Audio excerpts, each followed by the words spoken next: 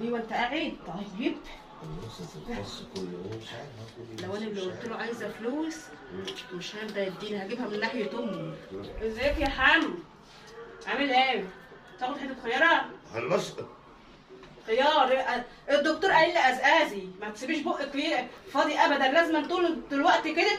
اهدي، انت هترميني في الارض ولا؟ الدكتور قال لي ارمي. الدكتور قال لك ارمي؟ الدكتور ده وحش على فكره، ما عنتش تروح. ايه ما عنتش تروح له ابدا الدكتور الوحش ده. بقول لك عايزه كده، امك كانت طالبه مني اكله معينه وعايزه فلوس.